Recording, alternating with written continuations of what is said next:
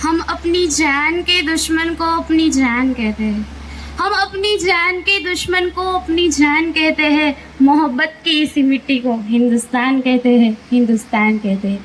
जो दुनिया ने दिखाई उसे कहते हैं खामोशी, जो आंखों से दिखाई दे उसे तूफान कहते हैं। जो ये दीवार का सुराग है साहब, जो ये दीवार का सुराग है, चाइना, अमेरिका, पाकिस्तान साजिशों का हिस्सा है, मगर हम इसे अपने घर का रोशनदान कहते हैं, अपने घर का रोशनदान कहते हैं।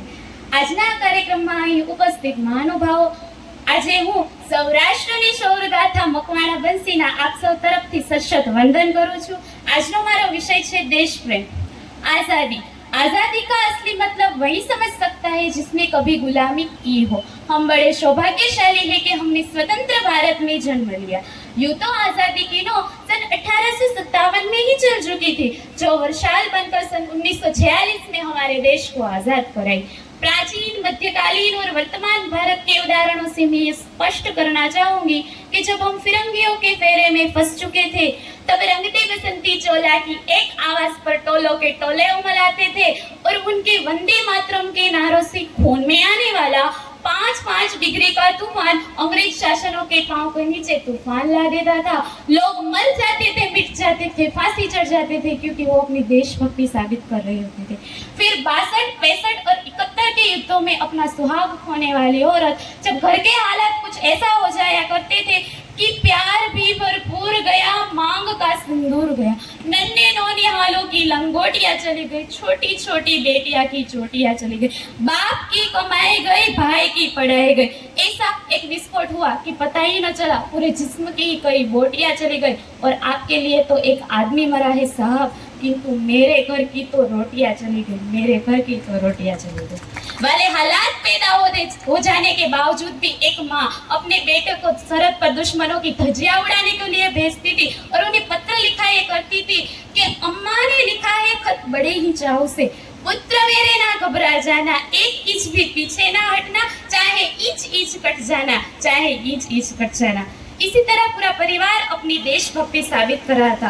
तब देश बलिदान मांगता था, तब देश लड़ जाने को कहता था, तब देश मर जाने को, मिट जाने को, फांसी चढ़ जाने को कहता था। किंतु आज देश लड़ जाने को नहीं कहता, आज देश मर जाने को, मिट जाने को, फांसी चढ़ जाने को नहीं कहता, बल्कि मेरा विचार में यदि कोई व्यक्ति अपना काम पूरी लगन, ईमानदारी और मेहनत से करे, वही सच्चा देशभक्ति है। मैं नहीं मानती कि व्हाट्सएप और फेसबुक की डीपी को 3 रंगना ही देशभक्ति है। और अगर आप कहेंगे कि साल में 2 बार तिरंगा लेना देशभक्ति है, तो मैं ये पूछना चाहूंगी कि फुटपाथ पे रहने वाला वो बच्चा ट्रैफिक की छांव में नंगे पांव में जब तिरंगा बेच रहा होता है, तो क्या आप उसकी देशभक्ति कहेंगे?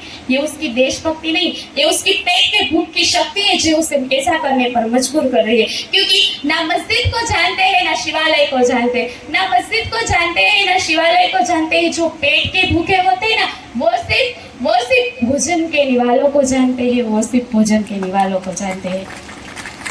अपने समाज, अपने देश के प्रति समर्पण का भाव है देशभक्ति, और हर देशद्रोही के जीवन में आने वाला ये तूफान है देशभक्ति, ताकि हम हर एक देशद्रोही से कह सके कि अगर तू फरिंदा है तो ये आसमान तेरा है, अगर तू दरिंदा है तो ये शमशान तेरा है। भाईचारे से रहने हो तो रहे जमीन पर, वरना एक कब्र भी तेरी है और एक कब्रिस्तान तेरा है, और एक कब्रिस्तान तेरा है। मजदूर को मजदूर समझिए, मजबूर नहीं। गरीब को काम दीजिए, दान नहीं। अगर दान देने की चुप है तो जीते जी रक्तदान दीजिए, और मरते समय अंग दान देकर किसी मरते हुए को जीवन दान दीजिए। यही सच्ची देशभक्ति और यही सच्चा राष्ट्र निर्माण है। न सरकार मेरी है, न रब मेरा है, न सरकार मेरी है, न रब मेरा है, नहीं ये बड़ा सा नाम मेरा है। बस इतनी बात का गुरूर है मुझे कि मैं भारत की हूँ और ये भारत मेरा है, और ये भारत मेरा है। बस अंत में मैं इतना ही कहना चाहूंगी कि मेरा भारत महान था, महान है, महान रहेगा। मेरा भारत महान था, महान है, महान रहेगा।